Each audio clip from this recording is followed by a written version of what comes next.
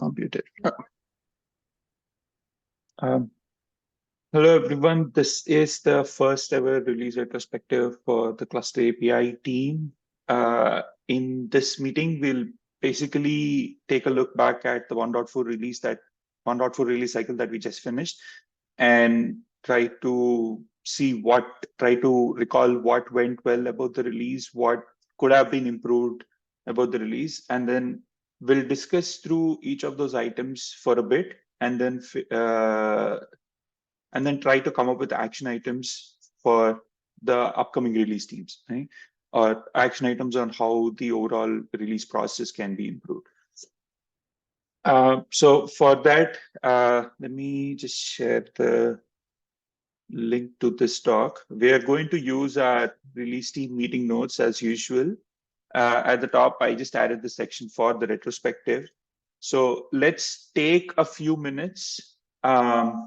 Now, if you want, you can turn off your cameras or whatever, and then just list down the points that you think went well in the release, and list down the points that you think could have been improved in the release. And while doing this, if you see a similar point from someone else that you would also like to mention, just +1 it. Or if you find some other points that you really connected with, just +1 them. Once we have a list of points here, we'll go through them, and then we'll, as a group, discuss and then come up with action items for what we just discussed. Does that sound good for everyone? Okay. Yeah. Let's take a few minutes and start writing. Start writing whatever you feel went well and whatever could have been improved in the last release. I'll stop screen sharing, but yeah, please go ahead for now.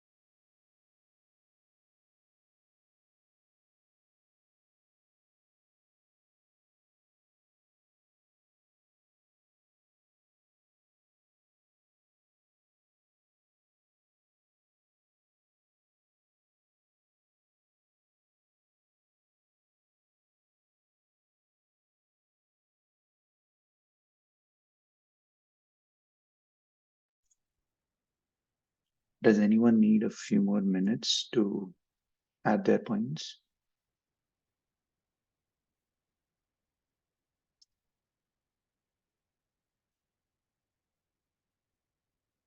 I don't see any hands.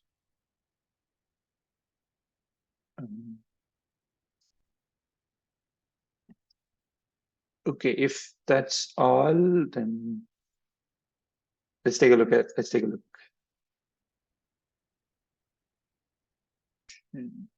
Correct.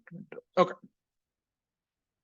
Okay, this is a good set of points to get started. So we'll try to alternate between what went well and what could have been improved, so that not as to not pile up on any one thing.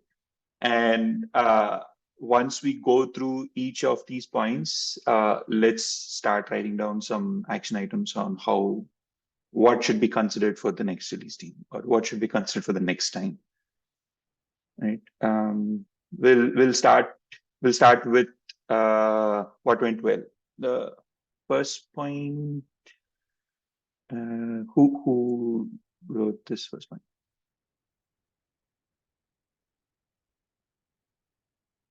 Sorry, that was me. So yeah. do you want to just speak about that? I think when we first started, we didn't really kind of sync up as a whole team. And Yuvraj, you kind of came and said, hey, we're going to use a half hour before office hours to do this. I think that at least helped a lot to get the teams kind of in sync, to know what's going on and what was blocking or not blocking other teams. So as the comms team, we didn't really know what was going on with the CI team as much. So that was a really nice way to be able to give insight into kind of the holistic process. Nice. That sounds good. So basically the release team should continue having regular sync-ups, weekly sync-ups, right? Yeah, that makes sense, perfect sense. Okay, let's do one, what could be improved. I think I wrote this. And I think Fabrizio wrote this. Fabrizio, do you want to just speak about it? Yeah, it is not a big deal, but cutting a release still require maintainers to be around. Yeah. Yeah, if we can fix it, it will make the release team owns the release from A to Z, nearly. Yeah. So there is still Netifly to figure it out, but okay.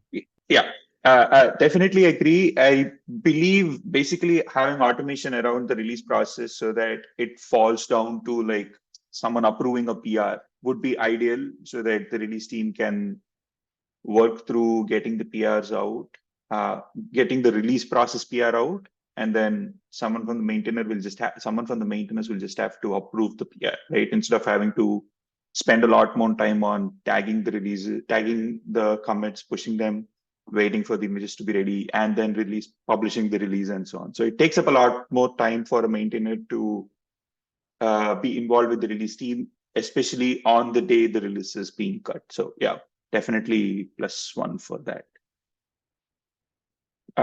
Yeah, let's do one what went well. Yeah, the releases and the process of cutting releases was smooth. Like this is kind of again what we around the same topic. Yeah, even though we depend on a maintainer to actually do this.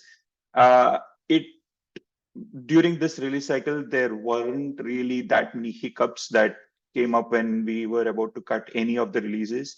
Fortunately, all of them went really smooth, and that was good, and that went really well. What could be improved? CI signal flakes are still a pain. Yes. I don't know who wrote this. This is again me, and you can mix it up with the second one. So yeah, let me say CI is the key point for a release, and I think that my point is that we have to find a way to share the knowledge behind how to issue triage, how to debug failures in CI, etc. So we don't depend always on Stefan or Kilian or Yuvaraj jumping on one of them. Mm-hmm. So yeah, let's in my opinion, the action item is what I was thinking. I don't know, like we do every week. I don't know, on Friday or whenever it is convenient for a group of folks.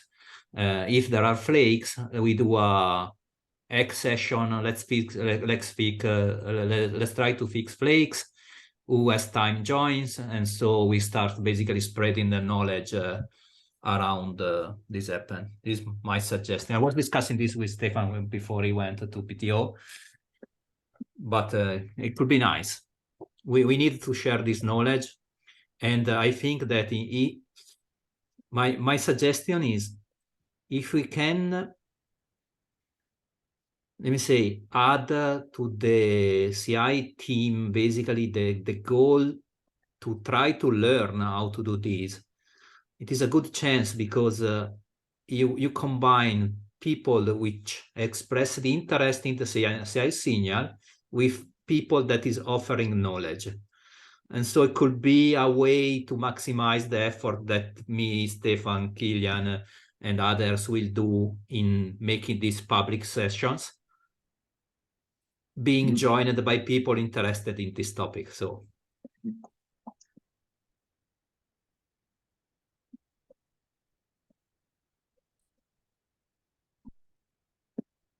Okay, I wrote a rough note on the action item that you described, Fabrizio.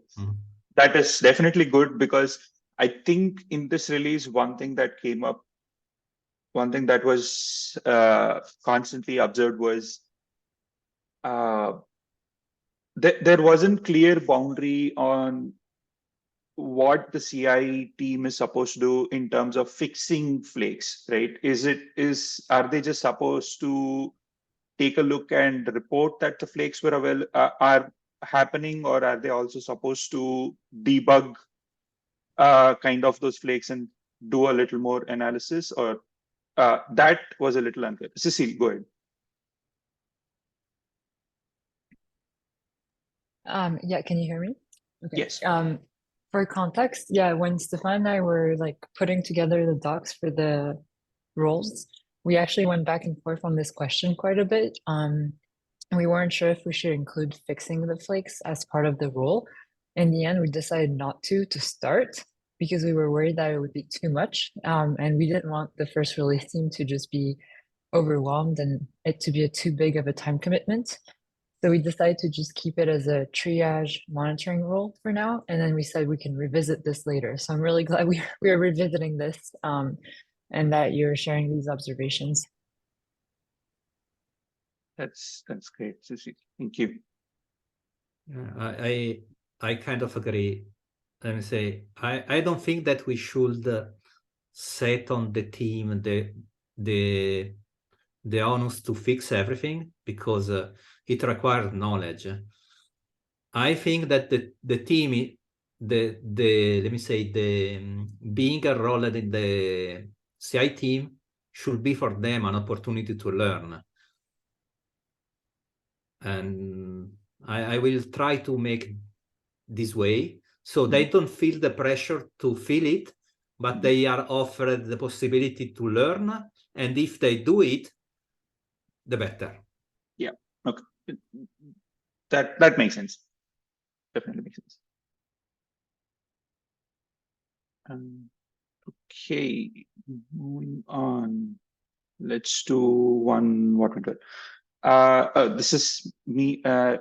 Yeah, having a good set of documentation and having the list of tracking issues that we had for all of our items, right? The entire release process, the Kubernetes version bump, and the release improvements helped in the entire release cycle, because they acted as guides for the entire release cycle. We could just go back and refer to what needs to be done during any particular week. And then it helped us make sure that we didn't miss any important steps during the entire release cycle. And also, if we had any questions, we probably found our answers in the release docs, right? In the release task docs or in the release process doc and so on. So that was a huge +1 for me. And the action item here would basically just be that we should make sure that the release docs are up to date and are constantly updated with any changes that you're doing. And I agree with Cecile. Stefan helped in creating all of these docs. So big thanks to him for basically enabling the smooth release process.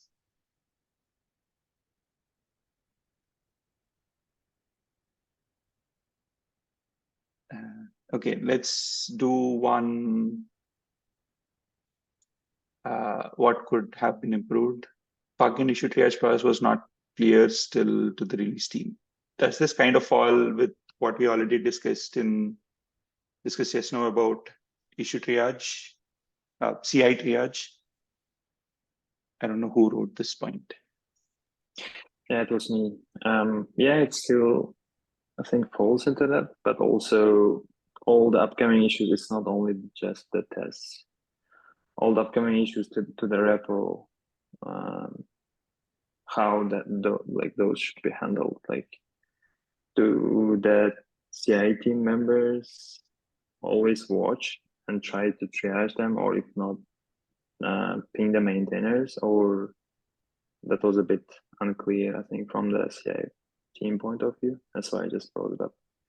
Oh, But so I know we discussed this at the beginning of the release, but maybe we could clarify it a bit, and maybe CI team members could also help on triaging, and so that it takes burden off the maintainers. Cecile, do you remember what was the intent for this area? Yeah, so the intent initially we had set was for the release team to be monitoring and triaging, as in like filing issues and checking if there's already a known issue for flakes that were coming up, and being in charge of essentially assessing if the CI signal was blocking before release, but not to investigate issues and not to fix them. We were thinking originally that that would fall on the community as a whole. And we wanted the release team to be focused on the release, not just like CI in general, if that makes sense. But yeah, I can also see how that's a bit, it's hard, it's not a very clear boundary. Yeah, and let me say, maybe this follow a little bit on me, because I continue to do triage without waiting for the release team to take a look at stuff first, to all the issue not being from flakes. I don't know. Let me say, if the release team want to take care of also of everything, of all the incoming issue, and do a first triage, I'm kind of okay, a little bit worried by expanding the scope. Cecile, go ahead. Yeah, I think the other point also is that we didn't know how experienced the folks on the release team would be. And so just relying on the release team CI team to be in charge of like CAPI, like CI in general, was a big ask if it was people that were going to be like newer at, the project. So we still wanted them to be able to rely on everyone else who was around. And we wanted the release team to be a more, I guess, accessible thing that more people could participate in, so that we don't, because the main goal is to expand who can do releases, right? And not it be always the same few folks or the same group of maintainers. So if we restrict it heavily by requiring certain deep knowledge and expertise in CI, it kind of takes away that goal. I have one question here. I think we might be talking about two things. One is triaging CI itself, and this is bug and issue triage that comes into the repo. Like someone reports a new bug or someone opens a new issue into the repo. That triaging should not fall on the CI team, right? That's just community in the general maintaining issues on the project. And I believe that is Furkat's question, right? Does the CI team, is the CI team responsible for issue triaging all the issues on the on the repo. Cecile, go ahead. Yeah, sorry, I completely missed that. I thought we were still talking about CI. So yeah, for bug and issue triage, I don't think it's fair to rely on the CI team to triage every single bug. But maybe it could be something like the CI team is should be aware of bugs that have been triaged that are potentially release blocking. Mhm. So they should be communicating with maintainers and keeping track of the release blocking bugs. I think there's a huge distinction between all bugs and release blocking bugs. Okay, so if I got it right, what you're saying is that we should make it clear that the CI team is not responsible for all the bugs, but we should find a way for the maintainers to tag the release team when an issue could jeopardize the release. Is that That makes more sense. Okay. I guess one follow-up question is like, it seems like I think comms was pretty clear as a scope. CI maybe a bit less because we kind of just threw a bunch of things in there. Do people feel like it's too much, like it should be split into multiple roles or scoped better?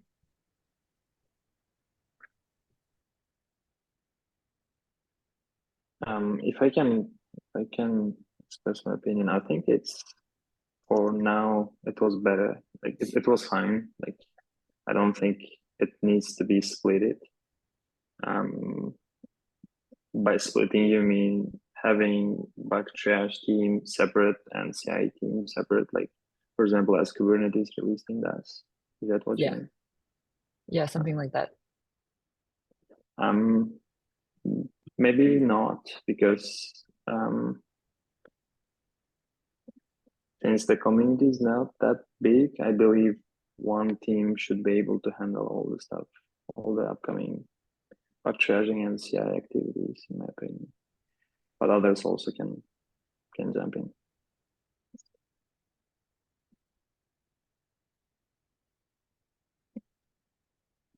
Nawaz, go ahead. Just to as a clarifying question, so when you suggested having splitting out the bug triaging, are we suggesting that we'll be having a separate team just to triage? Or is that the suggestion? Is that a question for me? Yes, Cecile. Oh, no, it wasn't a suggestion. It was just a question of like, was the scope too broad right now? I'm not saying we should split it. I'm just asking whether the CI team thought that there was too much unrelated stuff in their realm. I think that I agree. So if I read bug issue triage, so maybe the scope was not clear. So I suggest that in this iteration, we try to make the scope of the CI team cleaner or clear, and maybe in a follow-up iteration, so in the release team that will start in August, if I'm not wrong, we add a separate bug triage team that is responsible for all the issue that comes in, not from CI. I will be happy to share with people how I do bug triage, etc.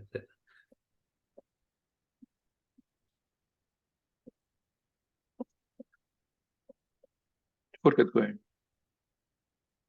Yeah, I kind of agree, but if there would be a bug triage team separately, I think the people who are in there maybe should like be selected so that they have more knowledge about the KP, because I know it's not always straightforward to bug triage every issue, and sometimes you need a deeper knowledge about the whole project. So it might be challenging in my opinion. Yeah, that's fair. I think that we have to strive for a balance between experienced people and people starting in all the teams, because also looking at for flakes is not a simple exercise. So yeah, that's I think an overall good suggestion to try to balance the expertise in the teams. Makes sense. I have one follow-up question. So for this new issue triage team or bug triage team, the team that's responsible for triaging issues that do not come from CI, the what is the responsibility of this team? Is it look at all the issues that come to the repo and then figure out who's working on it, or what's the action item that they do for each issue? I think that is up to define.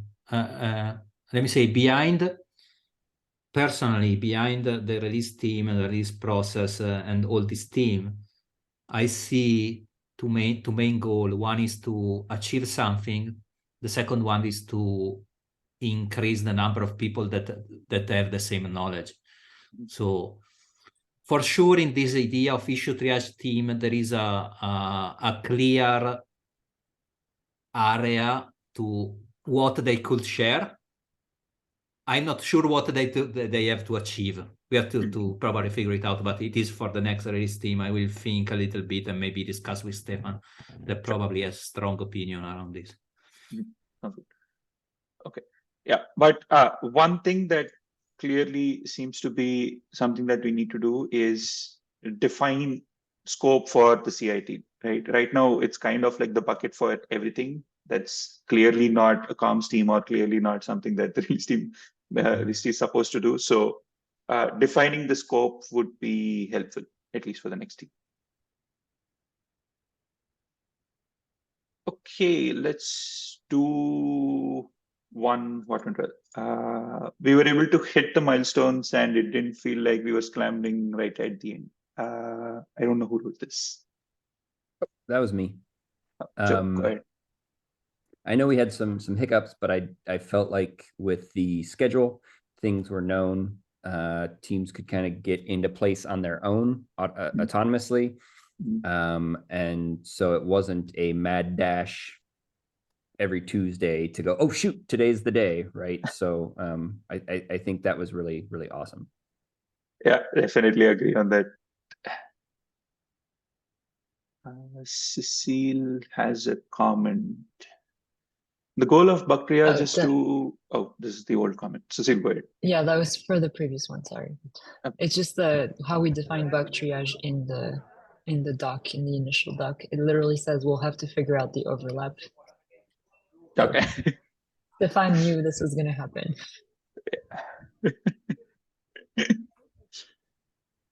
Okay, let's do one. What could be improved? Reviewing the tools that we already have so that we don't create unnecessary work for ourselves. Okay, this is something I wrote. Is one thing I observed was probably at the beginning or in the early days or early weeks of the release cycle, the release team and all of its members would greatly benefit if they could review the set of existing tools that we already have within the project, right?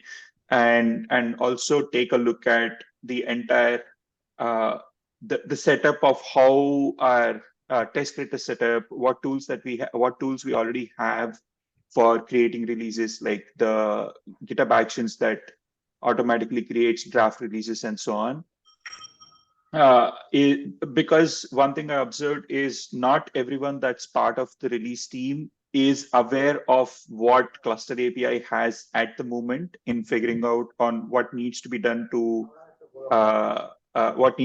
be able to like generate, for example, release notes or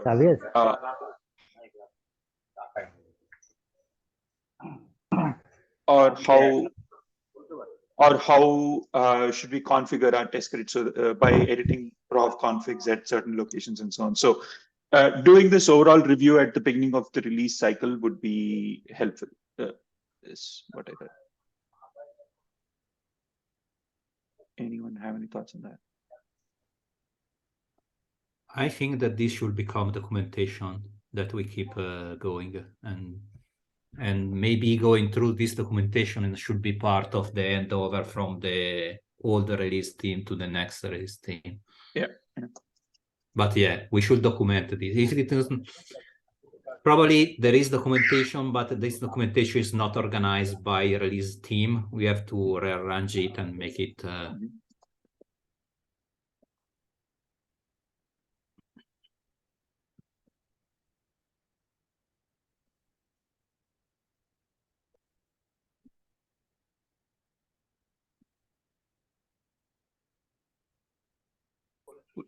Sounds good.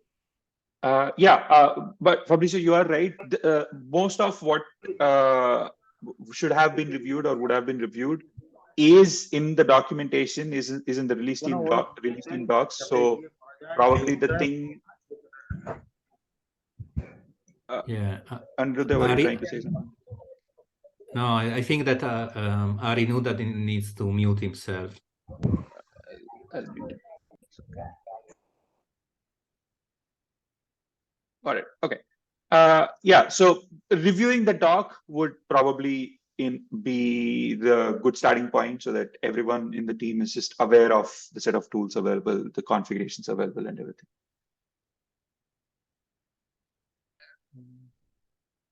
Okay.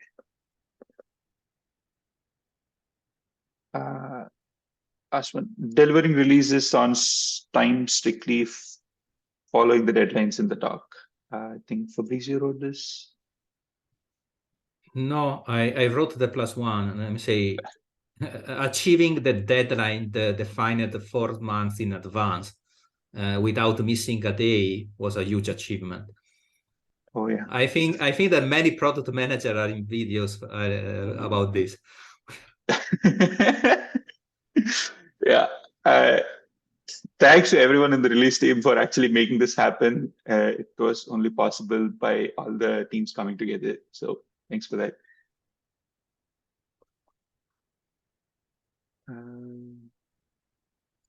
Active rotation among team members. Okay, this is something I wrote. Is with the release team, the idea was to basically spread the knowledge across a lot of people and not just limit it to a few. And one of the things that would have helped probably a little more within this was within the release team members, since we have a lot of shadows and the leads, if you could rotate some of the responsibilities during, let's say, some of the patch releases that we have every month, right? So that would have helped, but unfortunately, that didn't happen to the extent I would have liked to see in the past release. It ended up being the same subset of people from each of the teams working on every release, every patch release. So for the next release cycle, that improvements in that direction would be nice to see. And it kind of falls into this point, which is that was not primarily possible because of no shows. So which kind of limited the number of people that were active in the release team itself, and therefore rotation was not really possible. Yeah, I think that, let me say, it happens that a person commit to the release team and then for any reason he cannot still fulfill the commitment. I think that we should simply, there is an open spot in the com team who want to step in, and let volunteer to jump in the middle if someone else cannot. But let's try. I think that we should try. Yeah, we should avoid that the payload fall on 1 or 2 people, even if it is open source. A certain degree of no show is happens, but yeah. Yeah, Joe, I think you had your hand first. Yeah, so I really liked the idea of responsibility rotation. Do you have like a takeaway or an action item on like how to best do that? Like, what's your thought on that? For one thing I would say is set up this expectation early in the release cycle itself so that everyone knows that, yeah, at some point I will want to try it out and they start considering it. One thing is maybe some of the shadows when they join the team, their expectation might be to just, okay, I'll just observe what's happening. That is my role in this team, instead of having like, okay, let me get some hands-on and let me actually do something to know what's happening, right? So probably setting that expectation early in the release cycle would help with this. That's my thought. Furkan, go ahead. Yeah, I just wanted to follow up on Fabrizio's comment about shadows. Like, maybe we should have a clear documentation about offboarding in cases where, let's say, lead or shadows cannot really continue. So that, but the challenges that I see is here is, let's say, if lead observes that one of the shadows or like two are not that active, but they are not coming forward and saying like, hey, I cannot really continue. Maybe whose responsibility would it be? Like, should the lead go straight, like ask the shadows like if they can continue, or how this process like has to be handled? Fabrizio. Maybe we should maybe we should define that a bit clearer in the document. Yeah. So I will before I will try to answer to the rotation. I think that one thing that we can do, that every team can do at the beginning, they can define, oh, the first patch I will do as a release lead, and this person will follow. The second patch will be done by the person that followed, and so you should. I don't think that we should, let me say, define this top down, but it should fall on the release leads, comms lead, CI leads, to ensure that everyone gets into rotation. Answering to Furkat question, let me say, I always assume that we are between professional and people with a certain degree of maturity, and there is no shame if so. There is no shame in going to ask to a person, hey, why are not showing up? Can I help you? Etc. etc. Like there is no shame in for a person telling, I'm sorry, I got an unexpected task from my employee and I have to give priority to it. Or I have personal problem or whatever. So I think that, of course, let me say, code of conduct drives the relation between people, but doing fair question is not bad, and giving fair answer is not bad. So if then it is necessary to escalate because there are leads in the release team, there are maintainers, and I think that, but let's hope that we can manage this simply by talking with people. Joe, go ahead. Yeah, so all those are amazing points, and I totally agree. And so I was just going to kind of throw an example out in the comms team.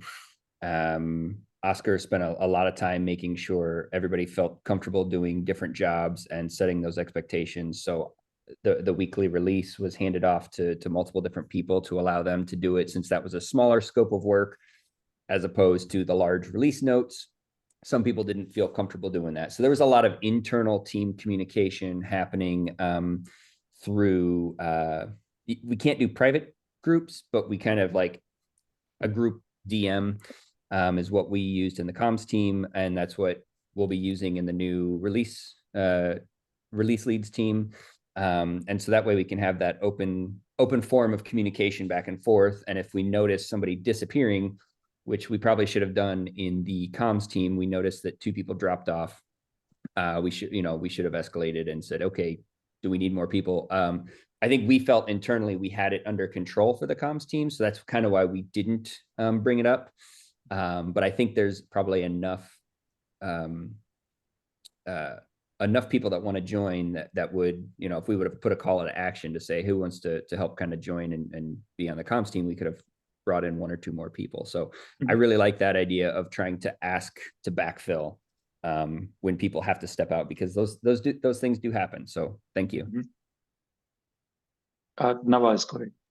I think adding to the point which Joe said, and also connecting to the point, set up guidelines for offboarding. Do you think it would be beneficial if somewhere in between the release cycle we reach out in the community asking if anyone's interested to be part of any of the teams within the release team? Yeah, that I would say basically depends on if the team has off no shows, and if you need to backfill so that it doesn't all of the work doesn't fall on like 1 or 2 people within that team. So I don't know if we want to set up clear timelines on, okay, we'll do this announcement at this during this week in the release cycle. I think it's mostly going to be just case by case basis. If we see that, okay, it's probably best if we just backfill a certain team, then we should probably go ahead and make the call out and see if we can get any volunteers. Cecile. Yeah, I think just want to +1 what Joe and Fabrizio said. I think offboarding is probably something we missed. Like, I think we should have a defined checkpoint maybe a few weeks after the release team starts, where it's not even like a opt-in, it's just by default, we check with every release team member, like, hey, do you still want to be on the release team? Because things might have changed. And for people who haven't been showing up until then, and if they don't answer, then they can just be removed. I think we should take the action of like confirming people on the doc, and then if they're still active, keeping them. If they're not active anymore, removing them. Because you don't want to be in a situation of like unsaid awkwardness where people are not showing up, but they're still part of the tag and they're getting tagged every single time.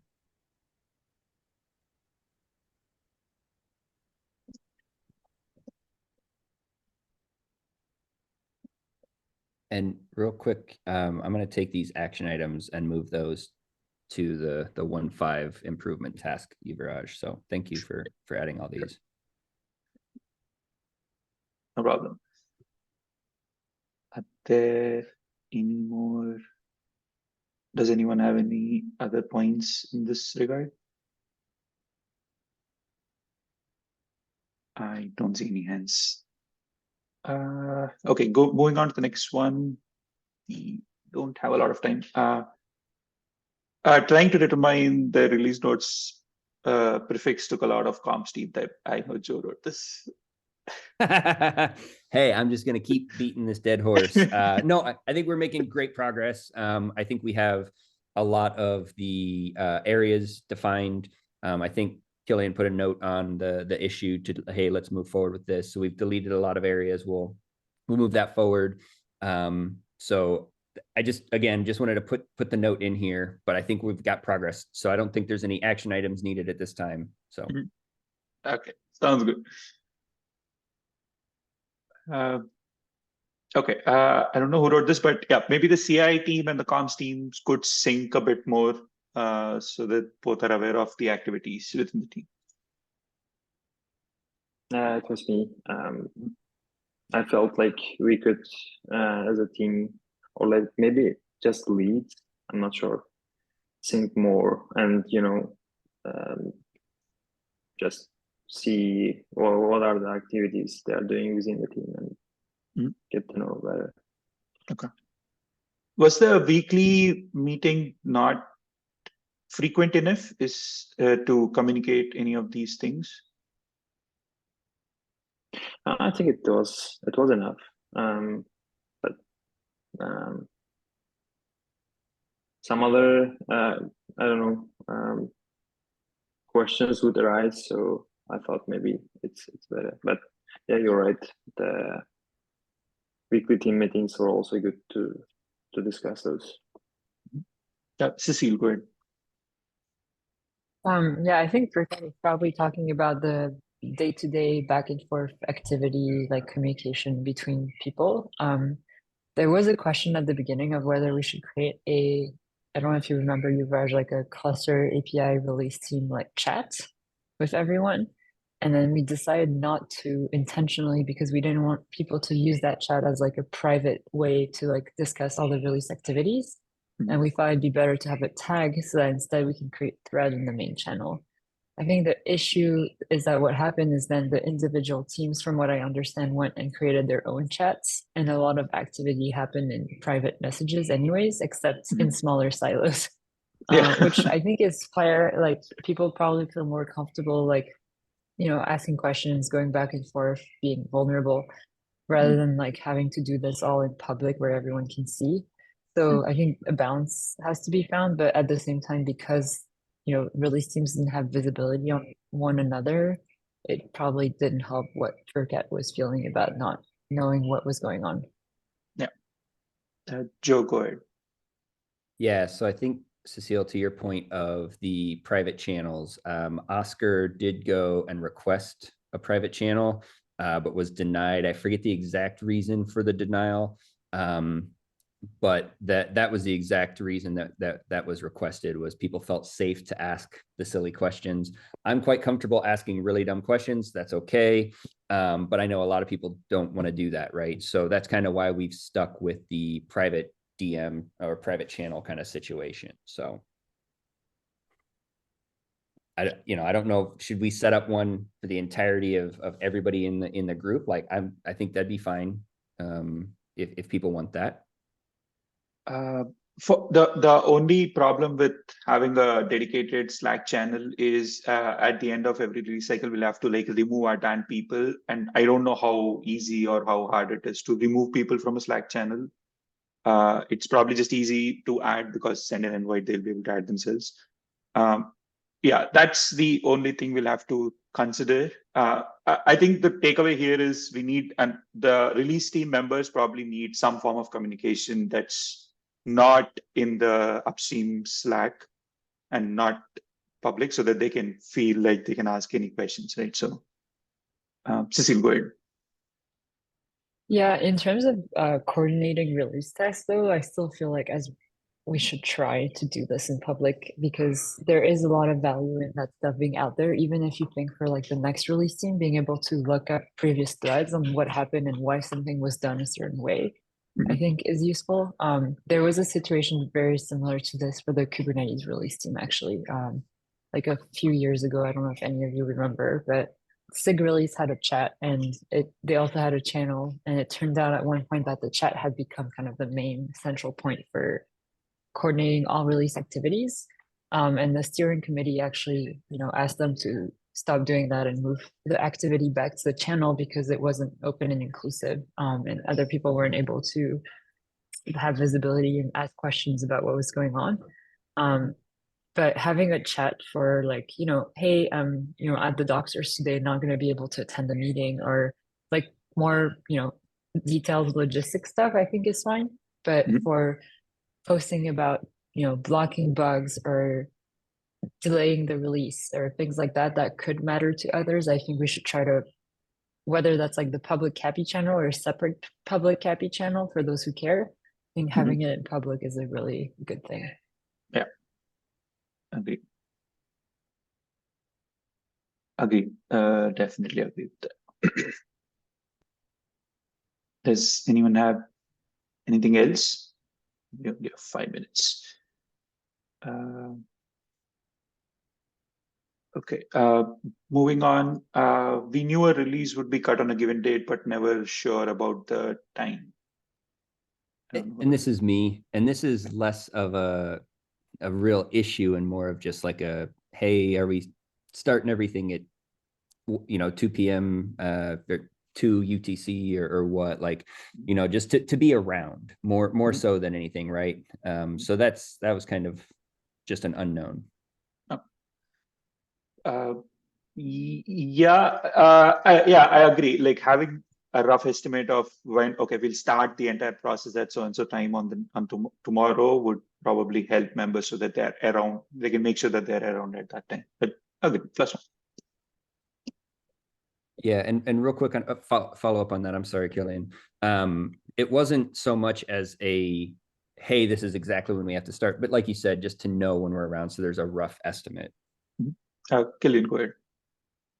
Yeah, just on that, I mean, it's a practicality thing, but it's probably going to be like you said, 2 UTC, 4 UTC, which is overlap between EU, US, which I think everybody on the release team so far has been based in. I don't think we've had a situation where somebody is like based in China or Pacific, where like the time zones are well off. But then the other issue is having a start time, I think, is a really good idea.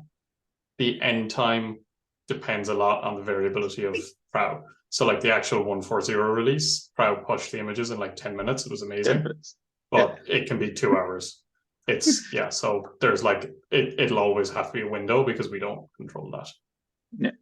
And this actually goes back to, we need maintainers while cutting the release process, because the maintainer has to stay around till the entire images are published just to be able to hit that publish release button, right? Which is not ideal. So if you can address that, that would be great. Okay, moving on. Okay, I think we already discussed this on how to manage no-shows. So let's move to the next one. Cut a release publicly so everyone is aware of how the whole release process works from beginning to the end. I don't know who wrote this. It was me. I know we discussed about this, and then that was postponed for some reasons, but maybe it would be very helpful if we could do that somehow, like manage that. Even we could rotate, maybe if there are some volunteers who wants to do that, if that's okay, of course. I'm really interested at least. So yeah, I agree with the idea behind the process is that this needs to be more public, and having rotation will probably help with this. But I couldn't figure out a good way to record this or make this public, because the process is just simply, okay, push the tags and then wait for 40 minutes for the images to be ready. And then run 3 commands so that it opens up PRs, and then wait for another 40 minutes for the images to be ready. So there wasn't like a continuous flow that we could record and show, okay, this is how we cut an entire release. So maybe involving people in the rotation is probably a better idea for them to become aware of how the release is cut and have hands-on with it. Yeah, definitely makes sense. I was not aware of like you have to wait 40 minutes for that. But yeah, makes sense.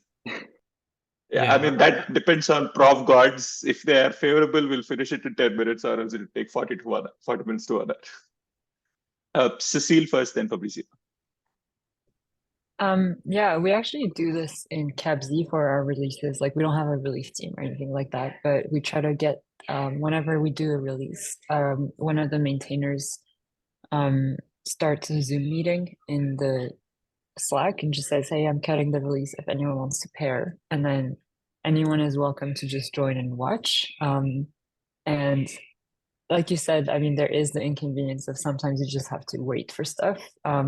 So usually what we do is we'll just kick it off, and then we'll say, okay, now we have to wait for things to be pushed. So we'll just, stop it there. And then, but at least we kind of start the process together, even if it's not much and there isn't much to do. It's a good opportunity for people to ask questions or see what's happening or how it's done, and demystify it. And I think it also kind of solves the situation or the question that you had just before. There wasn't really a clear time at which we would start. So if you're gonna do like some sort of Zoom meeting, then you can say like, hey, we're gonna meet at 9 Pacific and kick off the release process. And it's kind of like a war room. Like, if you need it, you use it. If you don't need it, you don't need to use it. If everything goes well, you just stop the call after 10 minutes. But if something goes wrong, then at least you're all together in a call and you can coordinate like that. Fabrizio.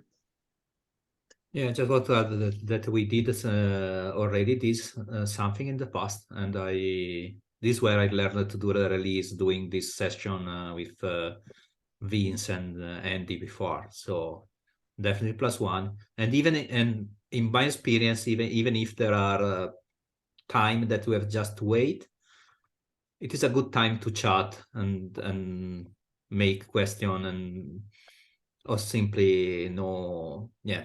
It is a good time to get together. So +1, it is fun at the end.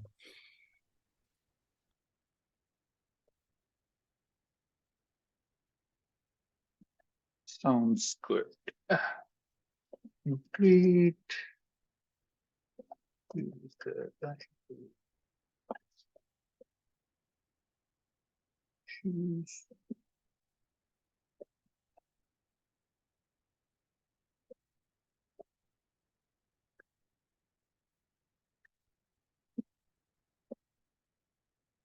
Okay, that's all of the points. And also we are over time. Thanks everyone for joining. This was a great retrospective, a bunch of action items. Thank you everyone. And thanks again for the successful 1.4 release cycle. See you all around. Bye. Thanks for hosting, Raj. Thank you. Thanks.